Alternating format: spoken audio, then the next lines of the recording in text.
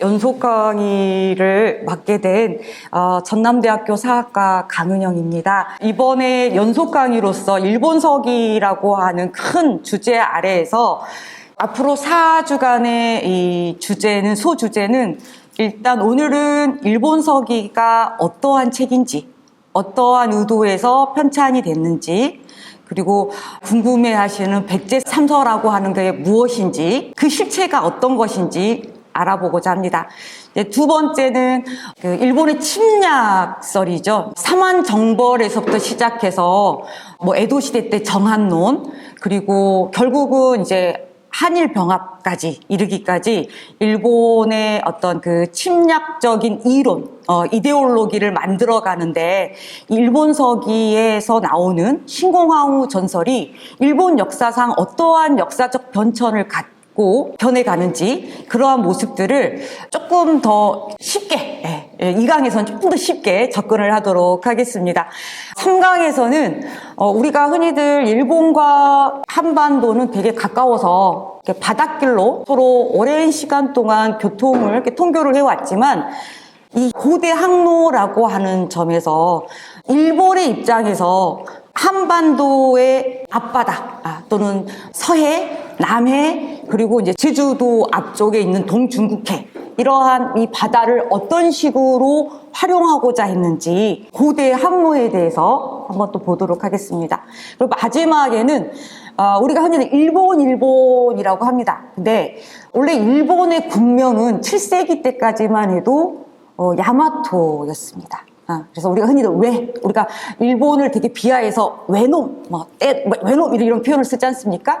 이 외라고 하는 글자가 한자로는 좋지 않습니다. 그러니까 왜소하다, 이렇게 복종하다, 신종하다, 이런 뜻이기 때문에 일본의 입장에서는 이 외라고 하는 이 국명을 국제 무대에서 공식적인 국명으로 사용하는 거에 대해서 되게 불편함을 느끼게 되는 거죠.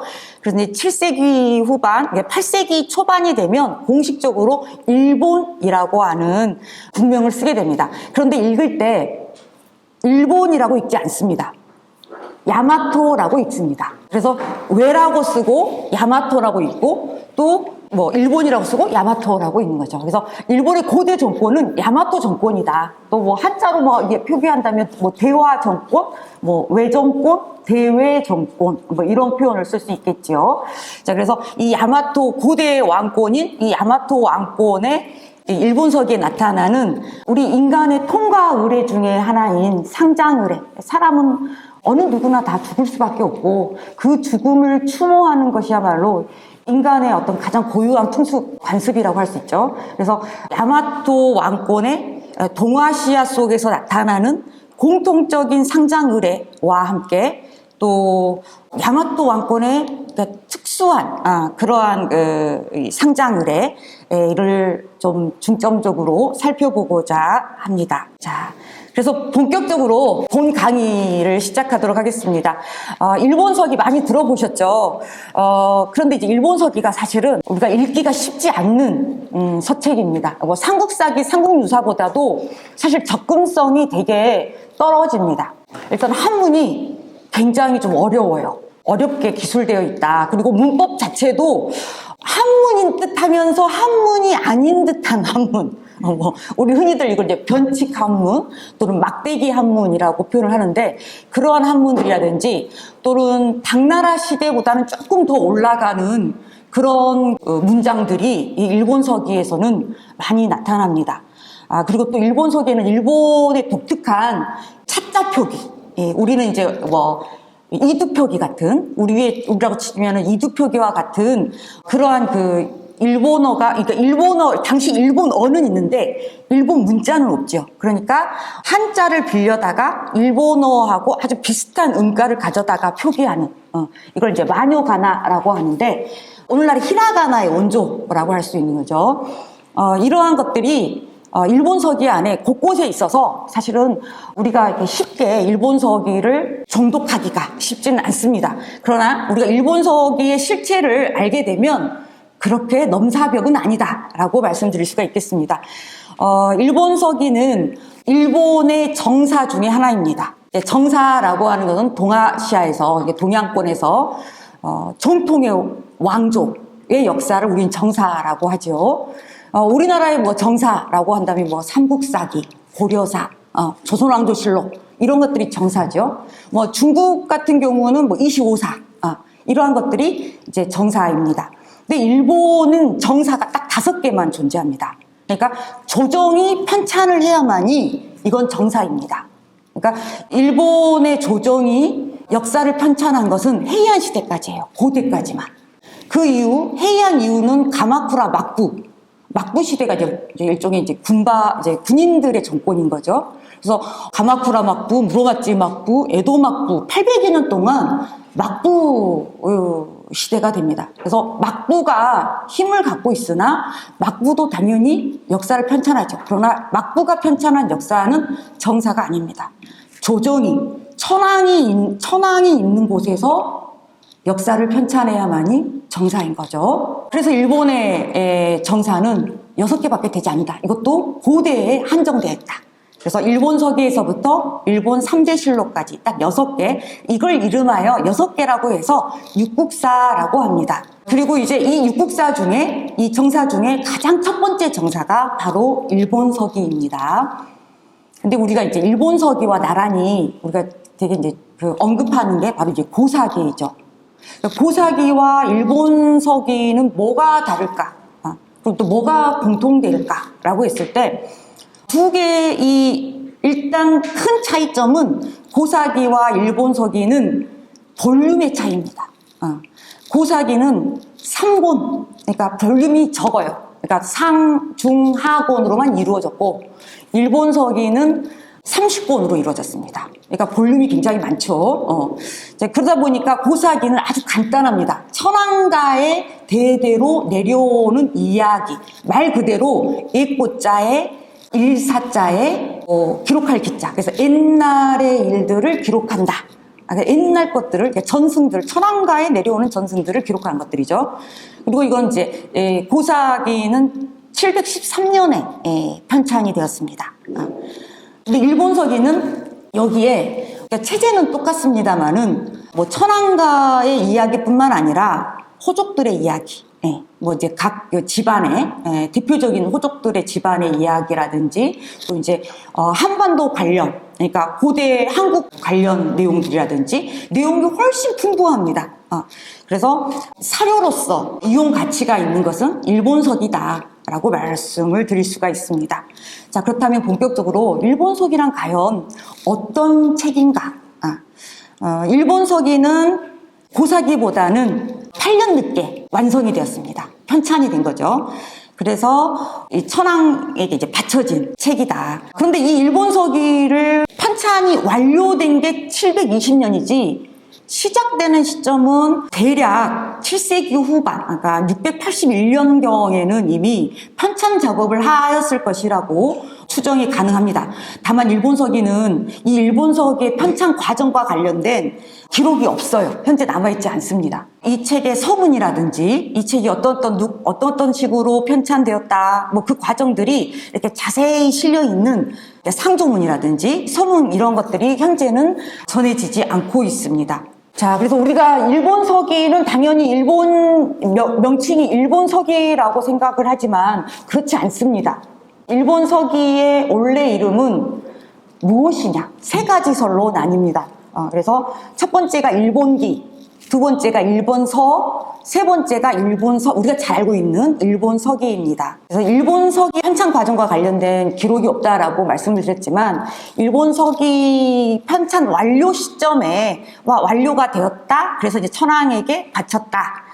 그 내용이 속일본기, 육국사의 두 번째 정사인 속일본기 양로 4년 5월 계유조에 짧게 짤막하게 실려 있습니다. 뭐라고 실려 있냐면 예전에, 근데 이게 언젠지는 모르는데 예전에 일품 도네리 친왕이 칙을 받들어 일본기를 찬수했는데 지금에 이르러, 지금이 바로 720년이거든요.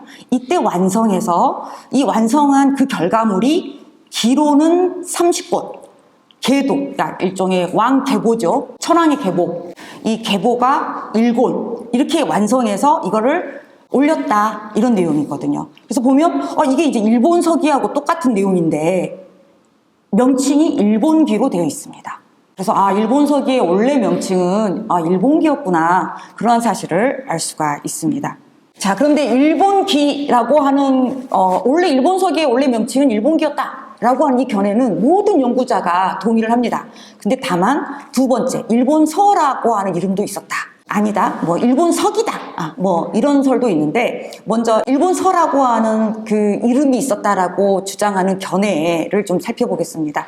우리가 일본 고대사 자료는 얼마나 될까라고 한다면 저희 이제 지도 교수님이 그러셨거든요. 저희 지도 교수님 일본인인데 평생을 읽으면 평생을 죽을 때까지 밥 먹고 화장실 가고 자고 이런 걸 빼고 평생을 읽으면 일본 고대사 기록은 읽을 수 있다. 너무 부러운 말이죠. 그러니까 그만큼 많다는 거죠. 일본 고대사인데도 그 기록이 엄청나게 많다는 거예요. 중세는 평생 못 읽는다고 했습니다. 근세를 가면 기록이 얼마나 있는지 지금도 확인조차 안 돼요. 왜냐하면 개인이 가지고 있는 기록물이 너무 많습니다. 일반 가문, 다이묘 가문이라든지 그냥 상인 가문 이런 가문들도 가문에서 개인이 가지고 있는 기록물들이 너무 많아가지고 역사 쪽에서 이걸 다 조사할 수가 없다. 근데 고대사는 그나마 다행인 게 다 공간이 되어 있어요. 그래서 다 공간이 되어 있어 활자화가 되어 있어서 다 볼 수는 있으나 평생을 죽을 때까지 봐야 한다. 몇 살에 죽을지는 모르나 그때까지는 볼 수 있다라고 했습니다. 그래서 일본서기만 있는 게 아니라 아까 보셨던 육국사도 있고 특히 이제 고문서가 되게 많습니다. 그 중에 하나가 이제 정창원 문서라고 하는데 이 정창원이라고 하는 일종의 이제 천안가의 보물창고거든요. 이제 그곳에 이 정창원 문서 중에 일부에 천평 20년 6월 20일 이 정창원 문서는 예전에 이제 동대사라고 하는 절에서 사경소를 운영하면서 사경을 할 때 불경이라든지 막 이런 책들이 필요하니까 여기저기서 이렇게 책들을 빌려와요. 그러니까 그 책을 빌려오는 목록 안에 제기 2권 일본서라는 표현이 나옵니다. 그래서 이 제기 2권 일본서 이거는 일본서기가 아닌가라고 이제 사람들이 생각을 하는 거죠. 그 이유는 뭐냐면 사실은 우리가 정사라고 하는 것은 아무렇게나 정사가 되는 게 아니거든요. 일정한 룰이 있어요. 그래서 중국에서는 흔히들 중국의 정사는 서의 형태를 취하고 있습니다. 그래서 좀 이따 보겠지만 그래서 이제 우리가 한서, 후한서라든지 끝에 서로 끝나는 이 역사서는 다 정사다. 자, 그래서 이 체제가 기존체를 띠고 있습니다. 그래서 아마 일본은 당나라를 모델로 하거든요. 그래서 일본서기 자체도 중국의 정사를 모델로 했을 게 자명한데 그렇다면 일본에서 계획했던 정사는 당연히 서의 형태였을 것이다. 그래서 끝이 서로 끝나야 한다. 그런 견해를 이제 주장을 하고 있습니다. 자, 그래서 중국의 역사서는 크게 체제에 따라서 두 가지로 나뉩니다. 서하고 기. 그래서 서로 끝나는 것과 기로. 그러니까 한서가 있으면 한기가 있습니다. 후한서가 있으면 후한기가 있는 거죠. 근데 이 서는 그 왕조의 황제의 이야기. 이게 이제 제기에 들어가 있죠. 우리 흔히 말하는 봉기라고 하는 그 편목 안에 들어가 있고 또 황제의 다른 이야기라든지 또는 그 황제 외의 인물들 그러한 인물들은 이제 열전에 넣어서 설명을 하고 있습니다. 또 그 왕조의 제도 이런 것들은 지리지라든지 이런 것들이 있는 거죠. 그래서 다양한 그 항목아에서 그 왕조의 역사를 설명해내는 거죠. 이게 정사의 형태입니다. 자, 반면에 기로 끝나는 것은 편년체다. 시간의 나열대로 하는 형태입니다. 그래서 당연히 일본도 중국을 모델로 했기 때문에 본인들이 생각하는 일본이라고 하는 이 왕조에 걸맞는 역사서는 최초의 정사는 당연히 일본서였을 것이다. 그런데 우리가 형태에서 봤듯이 이 일본서기는 제기 30권하고 계보 1권밖에 없거든요. 열전이 없어요. 지도 없어요. 그러니까 서의 형태는 아니다. 기이다. 기의 형태이다. 형태는. 그래서 처음에 이름만 일본서라고 해놓고 밑에다가 조그맣게 기라고 첨가를 했는데 뜻은 일본서의 본기 이런 뜻이었겠죠. 근데 후대에 이제 이게 전사되는 과정에서 일본서의 기였는데 이게 동급으로 취급되면서 일본서기가 되어버렸다. 이런 주장을 하고 있습니다. 자, 근데 사실은 어떤 게 맞는 건지 모르겠습니다. 그렇다면 정말 다른 자료에서는 원래 그럼 어떤 명칭으로 나타나는가? 해이안 시대의 율령, 그러니까 법률서거든요. 법률의 주석서를 모아둔 책이 있는데 이 책이 이제 영집회라고 하는 책입니다. 이 책은 한국사 연구에도 굉장히 도움이 되는 그러한 책입니다. 그래서 이 영집회에 온갖 주석서, 우리가 흔히들 말하는 이번에 이제 탄핵 정국을 맞이하면서 우리가 이제 법관들에 대해서 우리가 많이 알게 됐잖아요. 그래서 우리가 법관들을 이야기할 때 율사라는 표현을 씁니다. 율사. 근데 이 율이라고 하는 게 이 법입니다. 고대의 법은 율인 거죠. 율령. 율은 이제 대체로 형벌법, 형법, 오늘날 형법에 해당되는 거고, 영은 행정법입니다. 그래서 이 영집회는 행정법을 다 모아놓고 그 행정법에 대한 해석을 다 모아놓은 그러한 책입니다. 거기에 730년 무렵에 만들어졌을 걸로 생각되는 주석서인, 그러니까 대보령의 주석서인 고기에 일본서기라고 하는 명칭이 등장을 합니다. 그러니까 이미 730년 단계에 일본서기라는 명칭도 사용되었다라는 걸 알 수가 있습니다.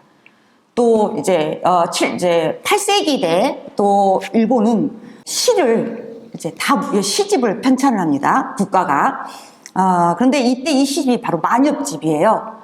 근데 이 만엽집이 어떠한 형식이냐면 우리가 이제 오늘날의 일본의 히라가나가 히라가나 일종의 할아버지 격인 거죠. 그래서 한자음을 빌어다가 일본 음가에 맞게끔 노래를 이렇게 부릅니다. 이걸 이제 만요가나라고 하는데 그러한 시들을 모아놓은 게 이제 만엽집입니다. 근데 일본 서기에도 만요가나로 표기해 놓은 시가들이 굉장히 많이 들어있어요. 그래서 일본 서기를 딱 접했을 때 너무 어려워라는 생각이 드는 이유는 바로 이 시 때문입니다. 일본 서기 안에 시가 굉장히 만요가나로 표기된 시가 굉장히 많이 포함되어 있다. 그런데 이 만엽집도 일본기, 일본서기라고 하는 명칭 모두가 등장을 합니다. 그래서 결국은 일본기라고 초반에는 일본기라고 불렸을 것이다. 그런데 어느 순간에는 일본서기라고 불렸다. 이렇게밖에 이제 결론을 줄 수밖에 없는 거죠. 자, 앞에서도 말씀드렸던 것처럼 일본서기는 구성이 천황들의 이야기, 천황들의 이야기 이 30곳. 그러니까 물론 천황들의 이야기만 있는 게 아니라 일본의 신화가 처음에 들어갑니다. 우리가 삼국유사 보면 기이편에 처음 시작해서 우리들의 이제 단군 신화부터 시작되는 것처럼 일본은 일본 서기에 신들의 이야기가 이제 시작이 됩니다. 그리고 1대 천황부터 41대 지통천황까지 이 천황들의 이야기가 기술되어 있습니다. 저는 이제 전남대에서 일본사를 학생들에게 가르치고 있는데 학생들한테 항상 이야기를 합니다. 그러니까 일본을 이해를 하려고 한다면 가장 중요한 게 뭔가 일본의 천황제, 일본의 천황에 대한 이해를 못하면 일본을 절대 이해를 하지 못한다. 그런 말을 계속 강조를 하거든요. 일본의 역사는 세계사적으로 조금 독특합니다. 역성혁명이 존재하지 않아요. 왕조가 편하지 않습니다. 그러니까 일본은 신화적인, 그러니까 머릿속에 상상 속의 개념인데 일본에는 역대 왕조가 단 한 번도 교체된 적이 없어요. 제1대 일본 서기에서 말하는 제1대 신무천황부터 지금 현재 천황, 레이와 천황까지 126대까지 연면이 단 한 번도 단절되지 않고 계속 이어져 왔다라고 하는 그러한 상상을 해요. 일종의 그런 개념을 갖고 있는 거죠. 그리고 매스컴에서는, 언론에서는 의도적으로 천황이라는 표현을 쓰지 않습니다. 일왕이라는 표현을 쓰죠. 그런데 이건 정말 잘못된 표현입니다. 제가 식민주의자여서 그런 게 아니라 천황이라는 단어는 정치적인 단어가 아니라 일종의 역사적인 단어입니다. 그래서 이 천황은 일본의 상징적인 존재이면서 국민의 통합을 상징하는 존재이면서 동시에 일본의 재래 종교인 신도의 수장입니다. 살아있는 신인 거죠. 그러니까 신의 조상입니다. 그러니까 이 개념이 계속 존재했기 때문에 단 한 번도 역성혁명이 일어나지 않았습니다. 그러니까 물론 중간에 800년 동안 막부가 있었다고 했잖아요. 근데 이 막부는 정권을 천황이 다스리는 조정을 뒤엎고 없애버리고 막부 정권이 만들어진 게 아니라 천황 조정은 그대로 존재하고 무사 정권이 같이 양립하는 거예요. 그러니까 아주 굉장히 독특한 구조를 갖고 있죠. 천황에 대한 이야기를 하려면 이제 한도 끝도 없지만 대충 이제 이런 천황이라고 하는 이 존재는 역사적인 존재다. 이제 이 부분 그래서 너무 이렇게 거부감을 갖지 마시라 이렇게 말씀을 드리고자 합니다. 그리고 이 일본 서기는 그래서 신의 자손인 그러니까 일본의 신은 여신이죠. 천조 대신이라고 하는 아마테라스 오미카미인데 이 천조 대신의 5세손입니다. 그래서 하늘에서 내려와가지고 일본을 만든 거예요. 그게 이제 제1대 천황이다. 그 1대 천황이 바로 신무천황인데 이 신무천황의 즉위연대를 기원전 660년으로 잡습니다. 근데 왜 660년으로 잡을까? 후대 연구자들이 막 머리를 엄청나게 막 짰습니다. 그래서 이제 가장 지금까지 합리적인 견해로 이제 받아들여지는 게 뭐냐? 동양에서는 그 혁명론이라는 게 있거든요. 그러니까 그 음양오행설 중에 이게 참이설, 그러니까 어떤 특별한 해가 되면 혁명이 일어나는 거예요. 정치적 변동이 일어난다라고 생각을 했습니다. 그래서 갑자년이거나 신유년, 그래서 갑자혁명론과 신유혁명론이 있습니다. 660년이 바로 신년에 해당돼요.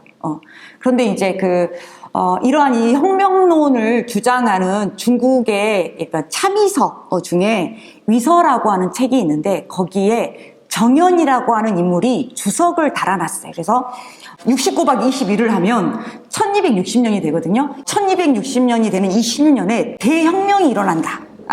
이런 설이 있습니다. 그래서 이 설을 가지고 와서 당시 일본의 이 일본 서기를 편찬을 할 때 그 기점을 추고천황대로 잡습니다. 그러니까 일본 역사상에서 굉장히 고대에서 중요한 시기가 이제 추고천황 때거든요. 이게 이제 추고천황이 제위하던 시기 중에 신유년이 601년이에요. 그래서 601년에서 1260년을 거슬러 올라가면 기원전 660년이 되는 거죠. 그러니까 실제로는 그럴 수가 없는데 일본의 천황의 역사를 길게 잡아 늘려 뺀 거죠. 이제 문제는 이제 길게 잡아 늘려 뺀 천황의 역사를 이제 일본 서기 안에서 이제 채워 넣어야 한다는 이러한 문제가 발생을 하게 됩니다. 자, 그래서 일본에서는 이 신무천황이 기원전 660년에 즉위를 오늘날의 이제 나라현의 가시와라 궁에서 즉위를 2월 11일에 즉위를 했다. 그래서 우리가 태평양 전쟁기에는 일본에서는 2월 11일이 국경일이었어요. 그래서 우리나라도 그날은 쉬었죠. 그래서 이걸 이제 기원절이라고 했는데 지금은 건국의 날 이런 식으로 바뀌어 있지만 여전히 일본은 천황제 국가이기 때문에 국경일입니다. 이게 이제 그 제1대 신무천황이 즉위한 날짜인 거죠. 그래서 이제 1권부터 시작해서 이제 30권으로 잊었다고 했는데, 그러니까 천황을 계속 이제 잡아 빼야 되는 거죠. 그래서 어디서부터 어디까지가 가짜로 이렇게 잡아 뺀 시기인가? 이걸 이제 분석을 해보면 대체적으로 5세기 때까지는 이게 좀 가공의 그 천황들이 많다. 그 이유는 보통 제기라고 하면 한 권당, 우리가 권이라고 하는 거는 두루마리 문서 하나를 권이라고 하잖아요. 그래서 이 제기 하나에 한 명의 천황이 들어가야 되는데 일본 서기는 그렇게 편제되어 있지 않다는 거죠. 그러니까 쓸 말이 없으니까 가공의 인물들이니까 짧게 언급이 되어 있습니다. 그래서 하여튼 일대 신무천황은 그래도 나름 일본의 다 들어가 있어요. 왜냐하면 첫 번째 천왕이기 때문에 많은 이야기를 집어넣은 거죠. 신화적인 이야기라든지 이런 것까지 합쳐서. 반면에 그 다음 천왕부터는 그렇지 못하다. 그리고 생각해보면 이 30권 안에 1350년의 역사가 한꺼번에 들어가 있다라는 거예요. 그래서 우리가 일본서기 안에 이제 이 일본서기를 편찬하는 편찬자들도 참 힘들었겠다. 1350년의 역사를 이 30권 안에다가 다 집어넣어야 되고, 그리고 실존하지 않는 천왕들의 대수를 그 안에다가 합리적으로 다 집어넣어야 한다라고 하는 게 쉽지 않는 그러한 작업이었겠다라는 것들을 알 수가 있겠습니다. 자, 그렇다면 우리는 일본서기 안에서 어디까지는 신뢰할 수 없는가? 전승의 신화의 이야기인가? 라고 했을 때 대체적으로 신화의 이야기는, 그러니까 가공의 이야기는 5세기 단계까지는 그래도 가공의 이야기다라고 봐야 됩니다. 물론 이제 5세기 후반에서 6세기쯤이 되면 뭐 인명이라든지 사건이 나름대로 사실적인 것들이 드러납니다. 그래도 일본서기라는 이 책 자체가 사실에 근거한 사료라기보다는 1300년이 넘는 역사를 이렇게 가공하다 보니까 어느 부분에선 전승들이 굉장히 많이 들어가 있다는 거죠. 그래서 사료 비판이라고 하는 것을 철저하게 해야만이 일본서기를 우리가 사료로서 쓸 수 있다라고 할 수가 있습니다. 자, 그러한 부분들을 어디서도 볼 수 있냐면 일본서기에서는 분명히 제1대 천왕이 신무천왕이라고 했단 말이죠. 그런데 제10대 천왕이 숭신천왕입니다. 그런데 이 숭신천왕의 이름이 처음으로 나라를 다스리는 천왕이라고 하는 이름을 갖고 있습니다. 일본의 고대어가 되게 어렵거든요. 고대 인명이 일단 엄청나게 길어요. 근데 우리가 흔히들 천지천왕, 천무천왕, 신공황후 이렇게 흔히 부르고 있는 이 명칭은 이제 천왕이 죽어서 붙여지는 시호인데 중국풍의 시호다. 중국풍의 시호고 일본서기가 처음 편찬되었을 때는 이런 이름이 없었어요. 그러면 당시에 천왕을 부르는 이름은 일본서기의 천왕을 부르는 이름은 일본풍의 시호였다. 그걸 이제 화풍시호라고 하거든요. 그래서 숭신천왕의 이 원래 이름은 시호, 그러니까 일본서기 편찬 당시의 시호는 오조국 천왕입니다. 그러니까 이거를 일본어로 읽으면 오쿠니 하츠, 그러니까 오하츠군이 시메스 스메라 미코토 이렇게 읽는 천왕이거든요. 그러니까 뜻은 뭐냐면 처음으로 나라를 다스리는 천왕이라는 뜻인데, 분명히 1대 신무천왕이 있는데 왜 10대에다가 또 이런 이름을 붙이느냐? 이건 아마도 일본서기를 편찬할 때 일본서기 그 당시의 사람들은 일대를 저 위까지 이 기원전 660년까지 길게 잡아 늘렸긴 했지만 야마토 왕권은 AD 3세기 후반에서 4세기 초에 시작됐다라는 걸 알고 있었고, 그때 야마토 왕권의 왕이야말로 이 숭신천왕이다라고 하는 인식이 있었다는 거죠. 그러니까 시조천왕이 2명이 되는 그러한 모습을 보여주고 있습니다. 자, 그래서 일단은 이 4세기에서 5세기까지는 거의 사실로 받아들이기는 어렵고 전승으로 이제 봐야 한다는 거죠. 그리고 이제 이 외왕들이 5세기에 일단 5세기 말에서 단절이 됩니다. 왕계가. 단절이 되고 6세기가 되면 새로운 왕계라고 같은 야마토 왕권이긴 한데 좀 왕계가 다른 개체천왕이라는 인물이 등장을 합니다. 이 인물은 507년에 즉위를 하는데 이 사람은 이제 일본 안에서도 지방 출신의 수장이에요. 그러니까 4세기, 5세기 때에 신공황후의 아들이면서 한반도와 관련이 많이 되어 이제 기사들이 많이 나오는 응신천왕. 이 응신천왕의 5세손이라고 하는 명분을 가지고 야마토 정권의 이제 대왕이 됩니다. 근데 제가 지금 대왕이라는 표현을 썼어요. 외왕이라는 표현도 쓰고 천왕이라는 표현도 왔다 갔다 하고 있습니다. 이 천황이라는 표현은 7세기 후반에나 등장하는 표현입니다. 원래는 외왕이 맞아요. 또는 대왕이 맞습니다. 대왕이. 예. 그러니까 천황이라는 단어는 이 당시에 존재하지는 않으나 그냥 일본 서기에서 천황으로 표기했기 때문에 그냥 편의적으로 이제 그냥 천황이라고 부르겠습니다. 그래서 이 개체천황이 야마토 왕권의 새로운 이제 천황이 되면서 궁을 오늘날 나라의 중남부 쪽에 아스카라고 하는 지역이 있습니다. 조그만 동네인데 여기다가 궁을 조용을 합니다. 이때부터 일본의 역대 천황은 694년에 그 위쪽에 있는 후지와라 경으로 천도하기까지 200여 년 동안 이 아스카라고 하는 이 동네에다가 궁을 조용을 합니다. 그래서 우리는 이 시기를 아스카 시대라고 합니다. 아스카 시대가 이제 200여 년 동안 이제 지속이 됩니다. 그래서 이 아스카 시대는 특히 백제와의 관계가 굉장히 밀접하게 되는, 그리고 백제로부터 불교를 받아들이고 삼국과의 관계가 이제 많아지는 이 시기다라고 할 수 있습니다. 또한 야마토 정권이 이제 고대 국가로 성장해가는 시기다라고도 할 수 있는 거죠. 그러다가 이제 이 일본 서기의 역대 천황이 이제 쭉 기술되다가 보통은 이 권당 한 명의 천황이 들어가는 게 맞는데, 천무천황이라고 하는 7세기 후반의 천황은 이 본기가 2권입니다. 너무 자세하게 실려 있어요. 그러니까 이 천무천황 때 일본 서기 편찬이 사실은 시작이 되거든요. 그리고 이때 이 천황이라고 하는 일본의 왕의 국왕에 대한 명칭인 이 천황이 처음 사용됩니다. 그리고 천황이 현인신, 그러니까 사람의 모습을 하는 신이다라고 하는 신격화가 이 7세기 후반에 만들어져요. 근데 이 천황이라는 이 표현이 사실 일본에게 오리지널리티가 있는 건 아닙니다. 원래 이 천황은 도교의 신이에요. 그러니까 북두칠성, 그러니까 천황대제 뭐라고 하는 북극성을 의미하는 거죠. 북극성.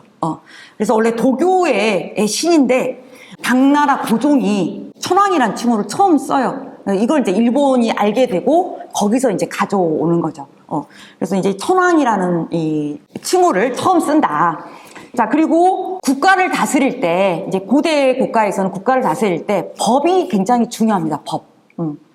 특히 행정법이 되게 중요하죠. 그래서 이 천무천황 때 행정법을 이제 뭐 정오원령이라고 하는 행정법도 만들고요. 중국의 장안성을 모델로 한 중국식의 도성을 이제 후지와라라고 하는 땅에 아스카 바로 조금만, 아스카에서 한 30분만 걸어가면 후지와라 땅이 있습니다.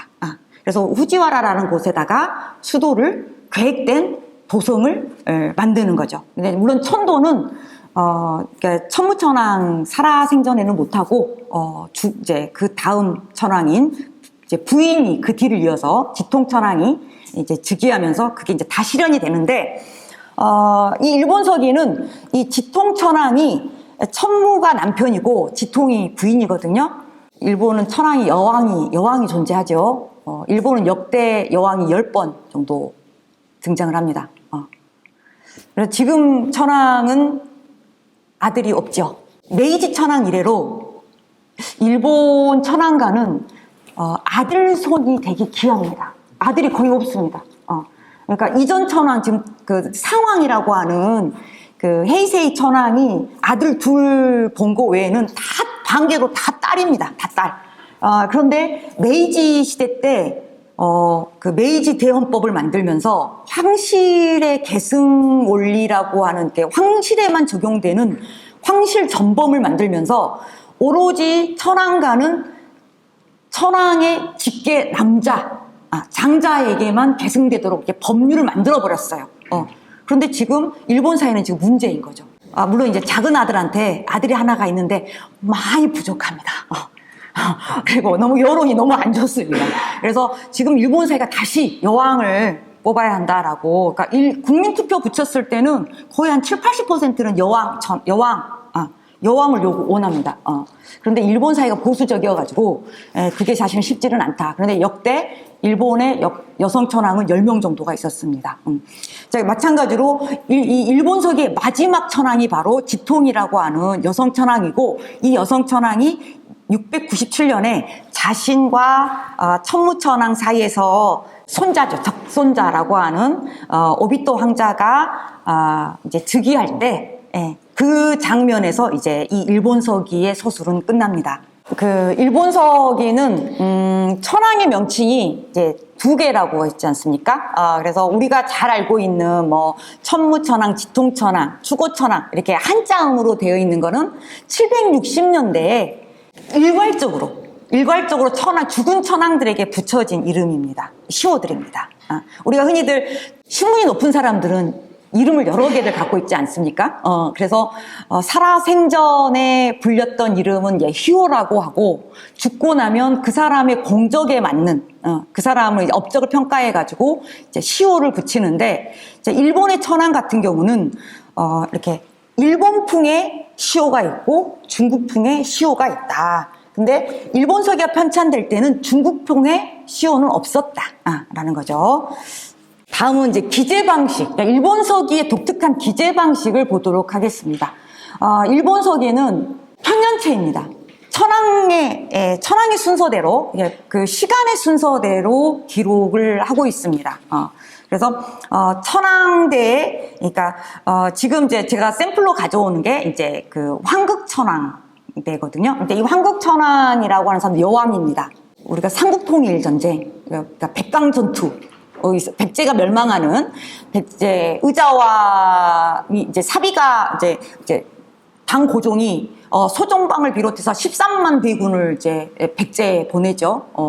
660년에. 그리고 이제 신라에서는 5만 명의 이제 병력을 이제 백제 쪽으로 보낸단 말이죠. 그래서 결국은 이제 사비성과 웅진성이 함락이 됩니다. 이 연합군에 의해서. 그래서 일단은 이제 그러면서 이제 백제 의자왕을 비롯한 왕자, 태자, 왕자, 왕비, 그리고 대소신료들이 수백 명이 당나라로 끌려가죠. 낙양에 끌려갑니다. 바로 이 시기입니다. 바로 그때 이제 물론 그 시기는 하여튼 655년 단계인데, 보시면 천풍제중일이라고 한자로 되어 있고, 빨간 게 자그마한 글씨로 중일, 차운, 이가지비 이렇게 되어 있습니다. 그러니까 이 황극천황의 원래 이름입니다. 원래 희호가 딱 되어 있고, 그리고 주가 자그맣게, 오늘날 우리는 이제 책을 쓰면 이렇게 각주를 쓰거나 이렇게 미주를 쓰잖아요.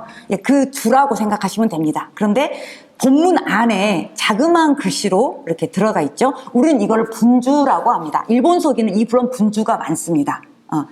자, 그래서 그 다음 그 두 번째 사료는 대신 임노, 그리고 빨간색으로 갱명 안작 이렇게 되어 있습니다. 이것도 이제 분주인 거죠. 그래서 일본서기에는 각 곳에 이런 분주가 있다는 거죠. 근데 일본서기 안에서는 이 분주가 2줄로 되어 있습니다. 제가 이제 편의상 1줄로 되어 해놨으나 이제 그 2줄로 이루어져 있고, 이게 첫 번째 이 천풍제중일하고 중일 이렇게 했을 때 이건 무슨 말이냐면, 이 중일이라고 하는 이 글자는 일본어로 이런 식으로 읽어요 라고 표기를 해주는 겁니다. 그러니까 음가의 표기입니다. 그러니까 분주 안에 이 글자는 일본식으로 이렇게 읽습니다 라고 분주에서 설명해 주는 경우가 있고, 이제 두 번째 그 사례에서는 그러니까 이 대신은 소가노 에미시를 의미합니다. 소가 집안, 그 유명한 백제하고 관련이 깊었던 소가노 에미시의 아는 아들 자자하고 아이 아자지만 여기는 아들 자를 의미합니다. 그래서 소가 대신의 아들의 이름은 임록인데 다른 이름은 안작이다. 그러니까 다른 해석, 그러니까 다른 전승, 이런 것들을 이제 분주에서 설명해 주죠. 그래서 이 분주의 역할이 일본서에서 굉장히 중요합니다. 그리고 우리가 앞으로 살펴볼 백제 3서는 바로 이 분주의 형태로 전해지고 있습니다. 그래서 이 분주는 본문의 해설이 좀 부족해. 그러니까 이걸 좀 보충하고 싶어. 그러니까 오늘날 우리의 주석과 같은 거죠. 그래, 그러한 그 내용이 보충 설명이 되거나 또는 이건 이런 음가로 읽는 거, 일본어로는 이런 음가야라고 하는 뭐 이제 음가를 설명해 주거나 또는 다른 전승. 지금 본문에서는 이렇게 전승이 되어 있으나 다른 버전으로 이런 이야기가 있어. 그리고 이제 백제 3서가 또 여기 안에 이 분주의 형태로 들어가 있습니다. 자, 그리고 이제 일본 서기의 또 특징적인 게 뭐냐면, 바로 제가 이제 빨간 글씨로 되어 있는 게, 와, 한자 되게 어렵다. 막 이렇게 드실 거예요. 이게 이제 마녀가나입니다. 굳이 이렇게 어려운 글자를 가져다가, 음가를 가져다가, 굳이 일본어를 표기할 필요가 있었을까? 아마, 문자를 다룬다라고 하는 거는 특권층의 그 권력이기 때문에 일부러 이렇게 어렵게 표현을 했을 거예요. 일부러 남들 잘 모르게. 자, 그래서 지금 뭐 이거는 이제 그 빨간색의 이야기, 이 글자들은 일본어 음가를 빌려옵니다. 그러니까 하루루니, 그러니까 뭐 하루하루니, 뭐 고소기, 뭐 고에니 뭐 이런 식으로 일본어 음가를 가져다가 이제 시를 읽는 이러한 시가 일본 서기 안에 128수나 들어 있습니다. 그래서 일본 서기를 이렇게 좀 이렇게 자세히 읽기에 되게 어려운 고개 중에 하나가 바로 이제 이 마녀가나로 표기된 시이다. 그래서 우리는 굳이 일본 서기를 이용할 때 이 마녀 가나까지를 뭐 인용할 필요는 없습니다. 자, 그래서 일본 서기에는 어떠한 사료들이 사용되었는가라고 했을 때 우리가 국사를 편찬한다라고 했을 때는 그 나라의 국력이 가장 최전성기일 때 그때 이제 국사를 편찬을 하죠. 근데 일본 역사상 국사 편찬은 여러 번 시도가 됩니다. 그래서 우리가 이제 그 완성본이 바로 일본 서기인데 이 일본 서기와 관련해서 일본 서기 편찬은 천무 10년, 681년에 율령을 편찬하면서 동시에 국사를 편찬합니다. 그러니까 백제 고이왕 때 박사 고흥에게 이제 국사를 편찬하게 하는 그 장면이 나오잖아요. 그러니까 아마 고구려나 백제 신라도 국사 편찬, 불고공인, 율령 편찬이 거의 동시기에 이루어졌을 가능성이 큽니다. 자, 그래서 일본도 이제 이때 그 편찬이 되고요. 본격적으로 일본 서기가 편찬이 되는데 일본 서기에 그러면 그 사료가 맨 땅에서 헤딩한 게 아니라 뭔가를 자료로 했을 거 아닙니까? 그래서 일본 서기 안에 들어가 있는 사료군으로는 제기, 그러니까 아마 5, 6세기 정도에는 이미 천황가의 대대로 내려오는 천황가의 이야기, 뭐 계보라든지 뭐 저 천황은 누구, 아버지가 누구고 부인이 누구고 무덤은 어디에 있고 아들은 누구고 뭐 궁은 어디에 있고 뭐 이런 기초적인 일종의 정보죠. 이걸 이제 제기라고 합니다. 또는 그 천황과 관련된 뭐 정벌 기사라든지 뭐 이야기라든지 이러한 에피소드들, 이걸 이제 구사라고 하죠. 아마 이미 5, 6세기 정도에는 제기와 구사라고 하는 그러한 사료들이 있었을 것으로 추정이 됩니다. 자, 그리고 지통 5년 691년에 야마토 정권의 호족들 중에 주요한 시족들 19개 시족들에게 조상의 묘기, 묘비문이죠. 묘비문을 진상해라 라는 기록이 나옵니다. 그러니까 아마 이런 시족들의 묘비명도 바로 일본 서기 안에 이제 들어가 있을 거라고 보는 거죠. 이제 국기. 이 국기는 620년에 이미 이제 그 성덕태자, 그리고 추고천황, 그리고 소간호 우마코, 이 세 사람이 일본의 역사서를 이미 이제 이때 편찬을 합니다. 그래서 천황기, 또 국기, 또 제시족들의 봉기를 편찬했다라고 했는데 645년에 소가시가 멸망을 하게 되면서 이 역사서들이 다 불에 탑니다. 근데 그 중에 다 불이 타고 국기만 그 불 속에서 살아남아가지고 이게 이제 천지천왕에게 바쳐지고 이게 이제 일본서기 안에 이제 들어가게 되었을 것으로 보이고요. 또 사원들의 기록들, 그러니까 아스카데라라든지 초창기 일본의 사원들의 기록들이 있는데 이러한 사원들의 기록들도 이 일본서기 안에 들어가 있습니다. 또 풍토기, 각 지역의 뭐 특산물이라든지 뭐 이러한 것들도 이제 기록들이 들어가 있고요. 또 가장 중요한 게 대외관계 기사, 바로 일본서기의 분주의 각주처럼 그 백제 삼서가 인용되어 있습니다. 그래서 백제 삼서는 백제기, 백제신찬, 백제봉기 이 세 가지가 있는데 이러한 백제 기록들이 있다. 또 이것만 있느냐? 그렇지 않습니다. 개인의 일기도 들어가 있습니다.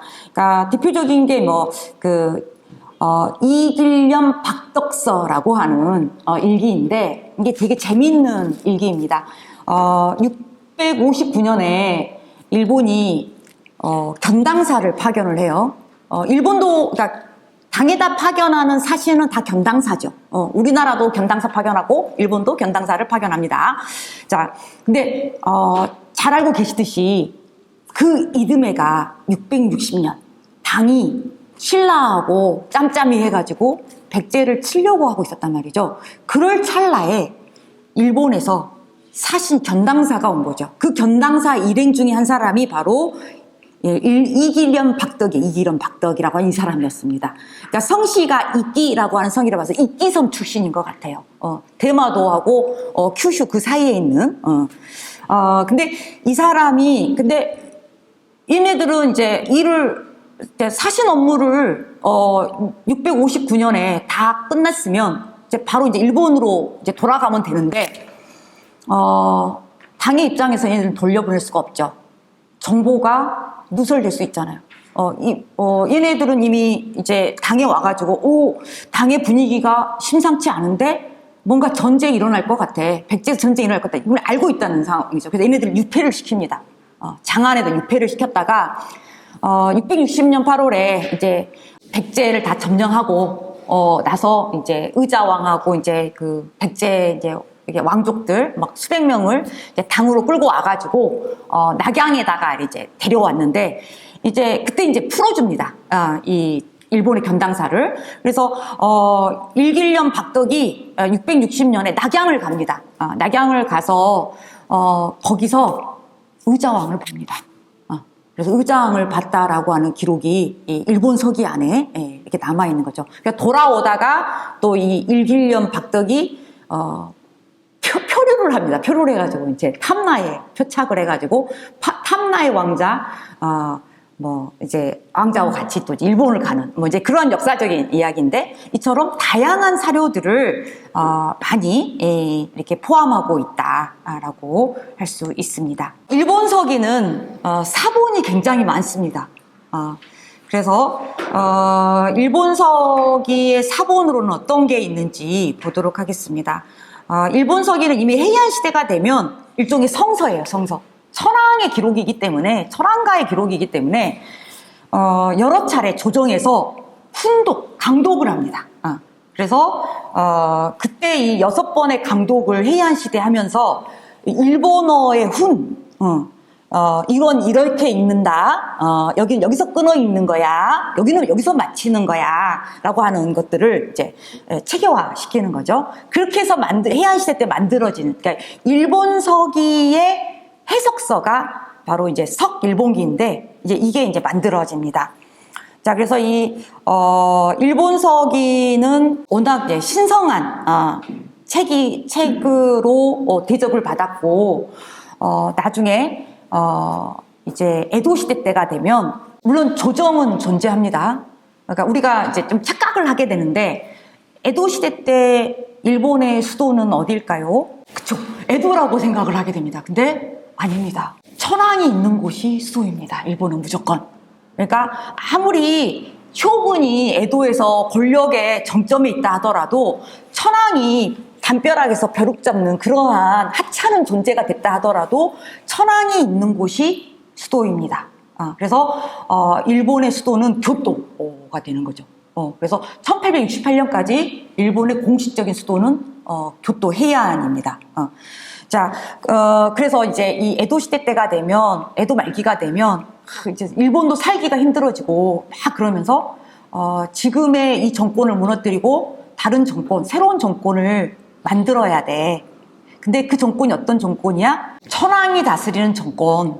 그래서 존왕양이론이 막 일본 사회에 비등해집니다. 그러니까 존왕양이론은 뭐냐면 천황을 올리고 서방의 세력들, 그러니까 서구 세력들이죠. 뭐 미국이라든지 영국, 러시아, 막 이러한 그 제국주의 세력들, 이러한 세력들이 이제 일본에 막 출몰을 하니까 얘네들 몰아내야 돼. 이라고 하는 이러한 사상들이 이 에도 시대 말기에 엄청나게 비등해집니다. 어디에서? 교토에서. 특히 이 교토에 이 존왕양이론자들이 막 모여가지고 일본 서기를 강독을 합니다. 그래서 일본 서기는 천황제의 바이블이에요. 자, 그래서 이 일본 서기는 오늘날 최고의 가장 오래된 사본이 이 30권이 완벽하게 남아있지는 않습니다. 그러니까 사본이 그러니까 조금씩 남아있는 거죠.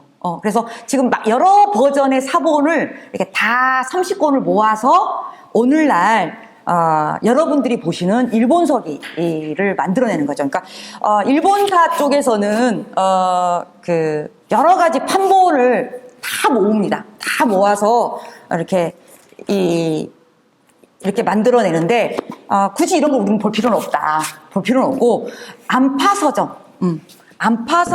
안파서점에서 이제 그 주석서 온갖 판본을 다 모아가지고 주석서를 해놨는데 이거를 또 우리나라 사람들이 아주 친절하게 다 번역을 해놨다. 그래서 역주 일본 서기를 보시면 완벽하게 일본 서기를 마스터하실 수 있습니다. 이게 아마 5권까지 아마 아주 자세하게 정말 잘 돼 있습니다. 그래서 현존하는 일본 서기는 나라 시대와 해야 초기에 필사된 건데 이거는 단간으로만 존재한다. 그러니까 파편으로만 존재하는 거죠. 그리고 훈점이 없습니다. 그러니까 우리가 한문이라고 하는 게 되게 저는 비합리적인 문자라고 생각을 하거든요. 한문은 띄어쓰기하고 마침표가 없어요. 쉼표도 없고. 그러니까 어느 부분에서 띄어쓰고 어느 부분에서 마침냐에 따라서 문장이 해석이 전혀 달라져 버리죠. 일본은 해안시대 때부터 이 문장은 이런 식으로 읽어 라고 하는 표기하는, 우리나라는 이제 그걸 구결이라고 해요. 구결. 그래서 그걸 이제 일본에서는 훈점이라고 합니다. 그래서 이 훈점이 최고의 판본에는 없다. 그런데 이와자키본이라고 하는 이 사본은 헤이안 중기에 필사된 건데 여기에는 훈점이 있습니다. 빨간색으로 이렇게 훈점이 되어 있고요. 거기다가 성점도 있습니다. 그러니까 고대 일본어는 우리가 중국어의 사성이 있는 것처럼 이게 중국의 사성이 있는 것처럼 일본어도 성점이 있습니다. 우리 언어도 아마 성조가 있었을 겁니다. 단어마다의 성조가 있었을 거라는 거죠. 이제 그런 것들이 이제 일본어에도 한자마다 성조가 표기가 되어 있습니다. 자, 그 다음 판본으로는 이제 마에다본인데, 이거는 에도시대 때 마에다본에서 이렇게 보관해왔던 건데, 이게 11세기, 인세이키의 판본입니다.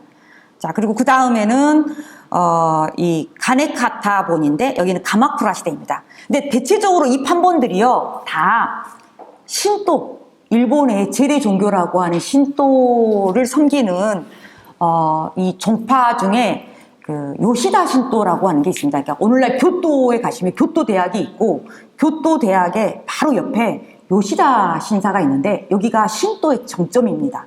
신도 여러 파가 있는데 그 중에 이제 요시다 신사가 바로 이제 우라베 가문이라고 하는 이 씨족이 이제 그 총괄하는 그러한 신사인데, 이 대체적으로 일본 서기의 판본들은 다 신도하고 관련이 있을 수밖에 없다. 왜? 천황은 신도의 수장이니까. 이러한 판본들이 이렇게 남아 있습니다. 그래서 이게 보시면 최고의 사본은 훈점이 없다. 이런 걸 보실 수가 있죠. 이게 가장 최고 헤이안 시대 초기의 판본입니다.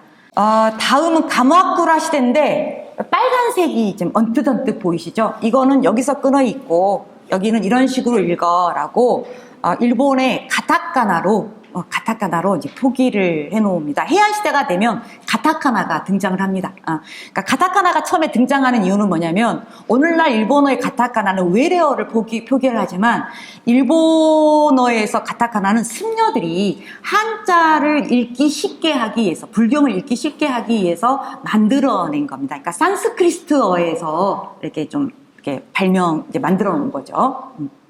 자, 이거는 이제 헤이안 시대 이와자키 본입니다. 자, 다음은 이제 백제삼서에 대해서 살펴보겠습니다. 백제삼서는 아마 처음 들어보신 분들이 많으실 겁니다. 백제삼서는 일본 서기의 분주 안에서만 존재하는 서책입니다. 실물로는 존재하지 않습니다. 자, 그런데 일본 서기에서도 일본 서기 이 30권 전체에 이렇게 고루게 편제해 있지 않고요. 특정 시기에만 특정 서책이 인용되어 있습니다. 자, 그래서 특히 일본 서기 안에서도 대외 교섭, 특히 백제 또는 가야 관련 그러한 기사에만 이 백제 삼서가 이제 인용되어 있습니다. 그래서 일본 서기 안에서는 신공기, 신공황후기, 웅락천왕기, 개체천왕기, 훈명천왕기 여기에 집중되어 있습니다. 대체적으로 5, 6세기, 4, 5, 6세기라고 할 수가 있습니다. 그래서 이제 이 백제삼서 중에 백제기는 앞시대, 신공기 그의 아들인 이제 응신에서 웅락 5세기 때까지 5곳에 인용이 되어 있고요. 백제 신차는 이제 이 웅락에서 무열 5세기 이 시대인 이제 이곳에 3곳 인용되어 있습니다. 백제 봉기는 그 다음 시기인 개체에서 훈명 6세기 때 18곳에 인용되어 있습니다. 그러니까 총 26곳인데 이 분포도를 보더라도 이 3개의 책 중에 가장 중요한 게 백제 봉기구나 라는 걸 알 수가 있겠죠. 중액적인 책은 백제 봉기입니다.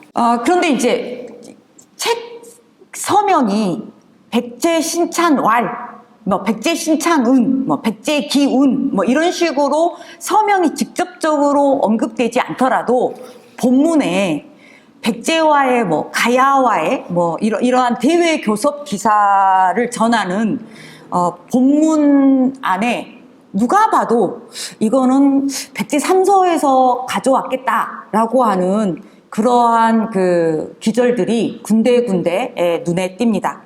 그래서 이 백제 삼서의 인용 방식에는 3가지 유형이 있더라. 첫 번째가 요약형입니다. 그래서 본문에 이렇게 막 요약을 해놔서 도저히 이해할 수가 없는데 분주에 백제 신찬에서는 이렇게 설명을 해놓을 때 그때서야 비로소 이해가 되는 경우. 두 번째는 이거 누가 봐도 이건 백제의 원전이야. 그러니까 그 표현하는 단어들이 굉장히 백제틱해. 라고 하는 원문 형태가 있습니다. 그리고 세 번째는 일본 측 사료하고 백제 측 사료를 아주 오묘하게 이걸 막 조합해 놓는 그러한 형태의 사료군이 있습니다. 그래서 좀 더 찬찬하게 정말 세밀하게 사료를 분석해야만이 이런 그 백제 삼서의 사료들을 보고래 낼 수가 있습니다. 대체적으로 이제 백제 삼서를 언급하는 직접적인 기술들만 추려보면요. 첫 번째 이 백제기는 백제 왕력에 비유했을 때 백제 초고왕에서 계로왕의 죽음까지, 그러니까 하남 이래성인 한납대 고구려의 침입을 받아서 거기까지를 시대적 비교로 하고 있습니다. 그러니까 백제 신차는 비유왕에서 문영왕의 즉위까지 대상을 하고 있고요. 백제 분기에서는 무경왕에서부터 위덕왕까지를, 그러니까 성왕이 죽고 나서 이제 창왕 위덕왕이 즉위하는 이 부분을 분까지를 대상으로 하고 있습니다. 네, 그래서 근데 여기가 되게 문제가 많습니다. 그러니까 지금 백제기라고 하는 부분하고 백제신찬하고 하는 이 부분이 일본 서기에서는 308년으로 되어 있는데 이 기사들을 실제적인 역사적 사건하고 비교하면 120년을 내려야 해요. 그러니까 일본 서기 안에는 실제 연대보다 어떠한 사료는 120년을 내려야 현실적인 역사적 사건하고 같이하는 경우들이 있어요. 그러니까 그걸 어떻게 알 수 있느냐? 바로 백제기라든지 백제신찬, 백제봉기를 통해서 알 수가 있습니다. 그러니까 이 말은 이 부분을, 특히 백제기 이 부분을 120년 동안 잡아 뺐다라는 거죠. 그러다 보니까 원래는 이 백제기는 백제의 초고왕에서 대로왕까지의 시기였는데 이거를 일본 서기안에 인용하면서 이 부분을 물려가지고 계속 늘려버리는 바람에 120년이 더 늘어나는 거죠. 그래서 백제기는 원래 백제기를 인용한 역사를 보면 원래 신공왕후기하고 공신천왕기에 집중되어 있다가 딱 하나만 뚝 떨어져가지고 계로왕 기사에 딱 떨어져 버리는 거죠. 그런 차이가 나는 거예요. 그러니까 원래는 붙어있는 기사인데 이걸 잡아 밀리다 보니까 이처럼 뭔가 이상한 인용이 보인다는 거죠. 백제기가. 그래서 이 백제기가 인용되는 일본 서기는 기년에 조금 문제가 있다. 그래서 120년, 또 어떤 경우는 더 60년을 더한 경우, 240년을 더해야 되는 경우도 있습니다. 또 이렇게 보면 이 백제 3서 중에 가장 많은 인용이 되어 있는 곳은 바로 이 문영왕에서 이도광 사이 이 시기 이 백제봉기인데 우리가 이름을 보면 백제기, 백제신찬, 백제봉기 이름을 봤을 때는 어떤 게 가장 나중에 생겼을 것 같아요? 맞습니다. 정답. 신찬. 새롭게 만들어진 책이라는 뜻이죠. 그래서 이 세 개의 책 중에 가장 나중에 만들어진 책은 시기적으로 가장 늦은 것은 백제신찬일 것이다 라고 봅니다. 그래서 이 세 개의 백제 3서의 어떤 그 성립 시기는 그렇게 차이가 있을 것 같지는 않은데 가장 먼저 만들어지는 거는 백제봉기.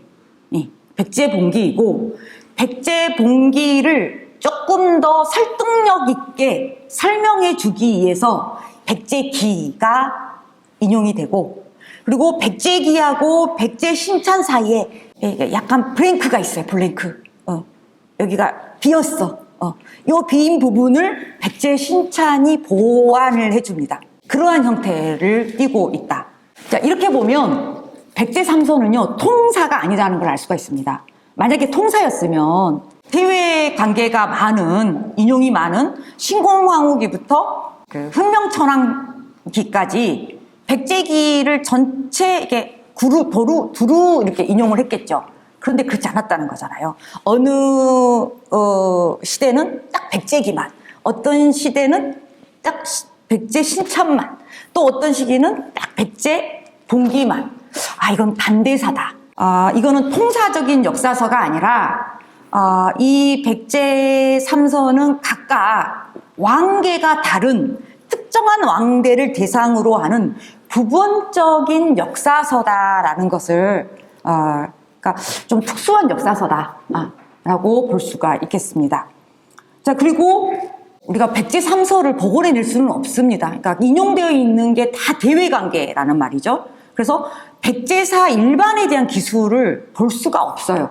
대부분 백제와 일본이 어땠더라. 다 백제와 일본 간의 관계 또는 임나 일본부 또는 임나 또는 가야 또는 뭐 신라 이러한 그 지역에서 백제의 특수 권익, 백제의 주장이 강하게 드러나는 그러한 책이더라.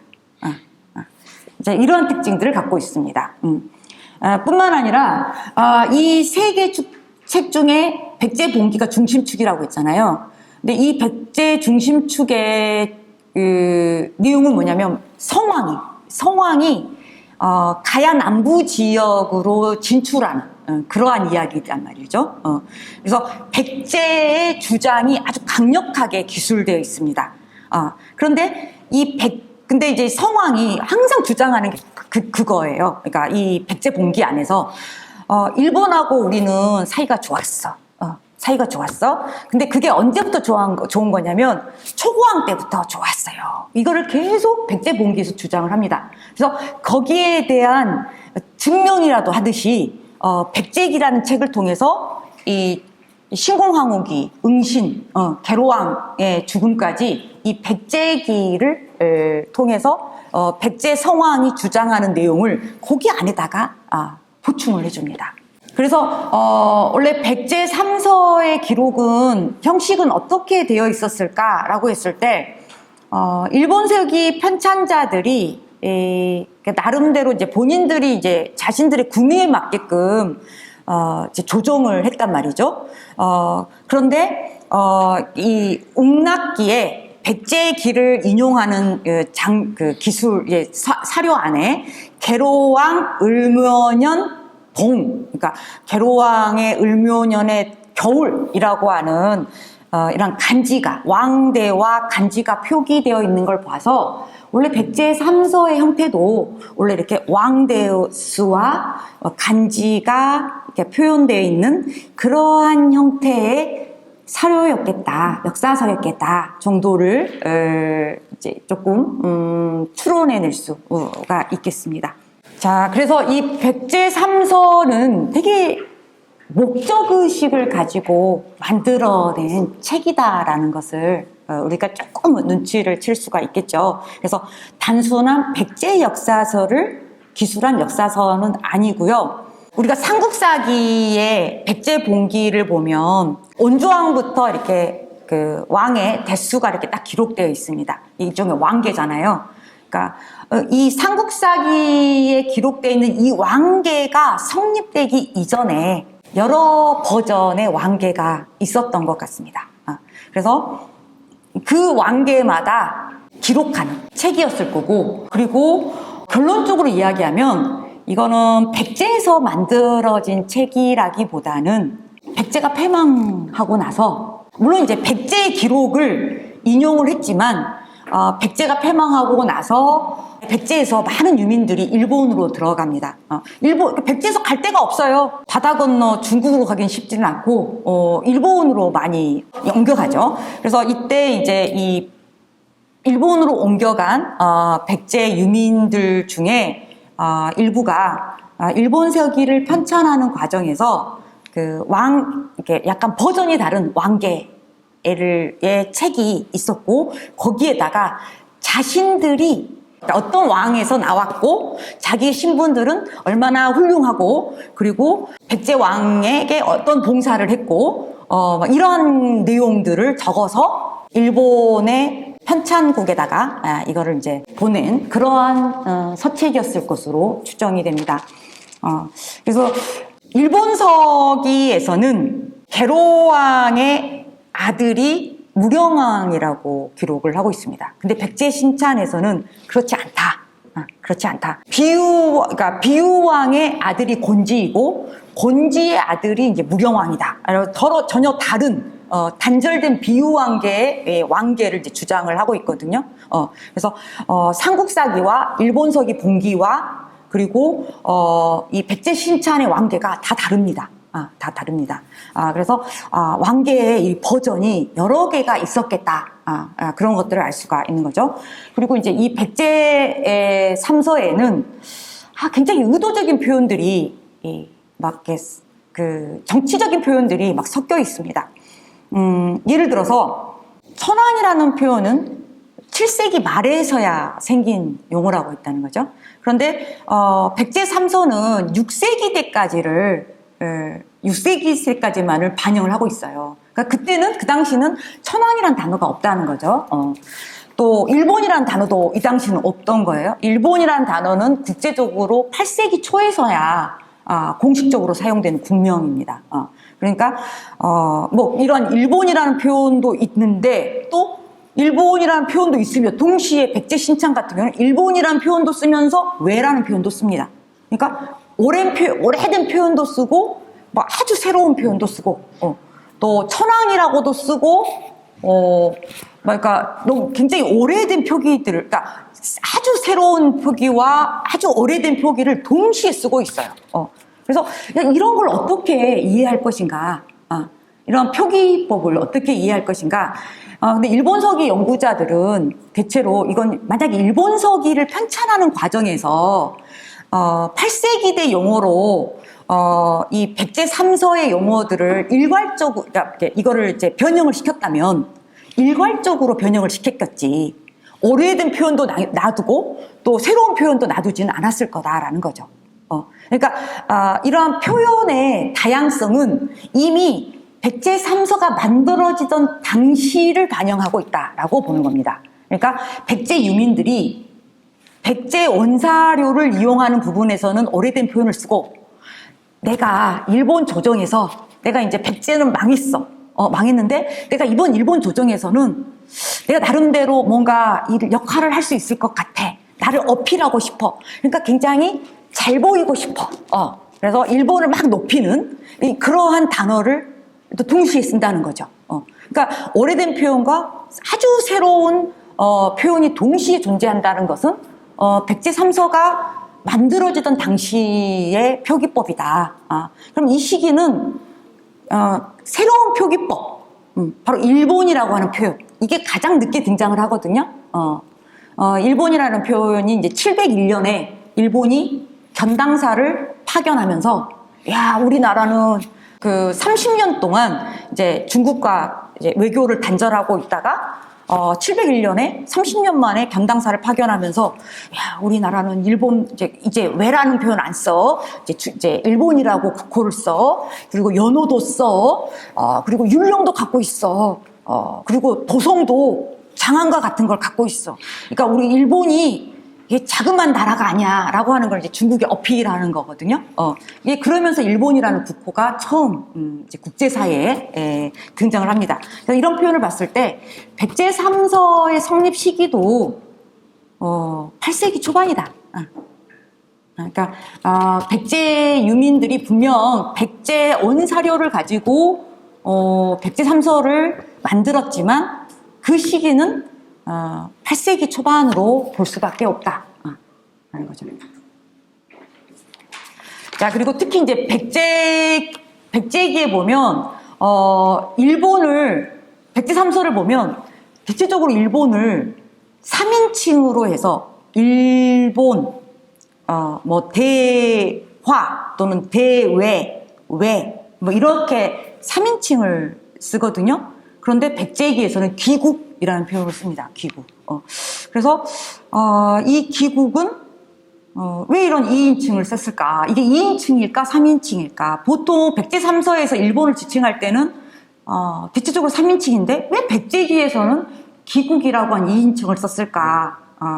여기에 대해서 이제 이게 이제 굳이 이거는 이제 군신 관계가 아니라 백제와 일본의 이런 대등 관계를 표현하는 그러한 용어의 온 사료를 이제 갖다 쓰다 보니까 3인칭이 아닌 2인칭의 기국이 들어가 있다라고 볼 수도 있는 거죠. 또 이제 백제 봉기를 보면 백제 성왕이 고구려에 대한 아주 적개심, 강력한 적개심이 드러납니다. 뭐 고구려와 백제는 원래 사이가 안 좋았지요. 사이가 안 좋았는데 특히 475년에 계로왕이 일종의 그 하남 일회성을 빼앗기면서 계로왕 왕계가 완전히 단절이 됩니다. 뭐 일본서기에 따르면 고구려가 장수왕이 백제를 침입했을 때 그 7일 낮, 7일 밤을 농성을 해서 싸웠지만 결국은 고구려 군대에게 함락되어서 왕과 왕비 뭐 태자들이 다 이제 그 와차산에 잡혀가서 이제 다 참수당했다. 뭐 이런 내용이 나온단 말이죠. 그래서 실제로 계로왕의 왕계는 완전히 절단이 납니다. 그걸 알 수 있는 게 뭐냐면 백제 유민들이 굉장히 많이 일본으로 백제 멸망하고 건너가면 백제 유민들은 증거가 없잖아. 내가 귀족이었어. 백제에서 누구누구 왕의 자손이야. 이런 주장들을 막 한단 말이죠. 근데 이게 어느 정도 먹히려면 문자도 좀 알고 식자층이고, 그러니까 백제에서 상류청을 했던 애들이 이제 일본 사회에 가서도 그게 이제 받아들여졌단 말이죠. 이랬을 때 백제 상류층 애들이 가능하면 나의 뿌리를 왕계하고 막 연결시키려고 합니다. 그런데 계로왕하고 연계시키는 유민들이 없습니다. 이걸 보더라도 계로왕계는 하남 일해성을 함락당한 이래로 완전히 단절이 되었다라는 것들을 볼 수가 있는 거죠.